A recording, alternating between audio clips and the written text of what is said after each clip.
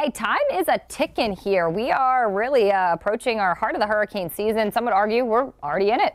Yeah, you know, I've got a couple of stats I want to show you here, Ariella. Why do we call late September or late August into September the heart of the hurricane season? Well, if you take a look at the number of storms that have been reported from May through December, so even outside of the Hurricane Center, because the Hurricane Center is June through December, when you take a look at that, most of the activity is right in here, late August into September, where you have the most named storms and also the hurricanes. So that's one stat we can do. Let's take a look at another one here. Number of days during, a number of times during this period that we've had a landfalling hurricane in the United States on these days since 1850 here, from August 27th through October 16th. And you can see, here we go, August into September. The highest date for landfalling hurricanes is actually September 16th. But you can see August and through the month of September is well represented here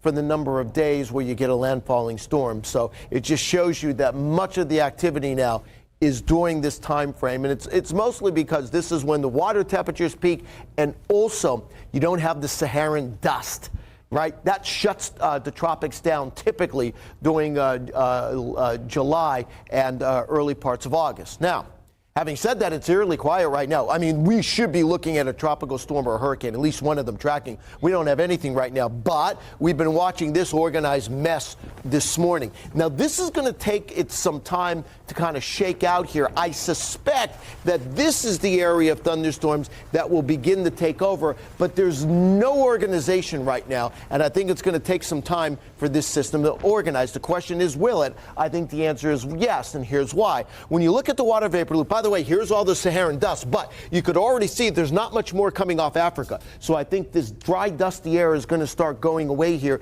in the next week to 10 days. I don't see any dry air coming into this area. In fact, you can see it getting pushed away. So the dry air isn't going to stop this. I wouldn't say it's in an ideal location for wind shear. Our wind shear product showing you darker purples is where we do have some stronger wind shears that would not allow this system to develop. It kind of rips it apart.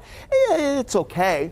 But you'll notice in here, Caribbean, this is where we've been pointing all week, that is the area to watch as this continues its move to the west-northwest. I would not look for much of anything here this weekend, although there will be some impact Sunday night, Monday morning across all of the Lesser Antilles with some locally heavy rain. I do believe we will have a named storm in the Caribbean by Tuesday and Wednesday of next week.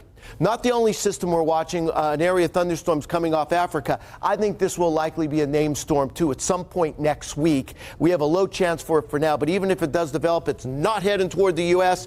It's heading into the central Atlantic. But, of course, we'll keep an eye on it.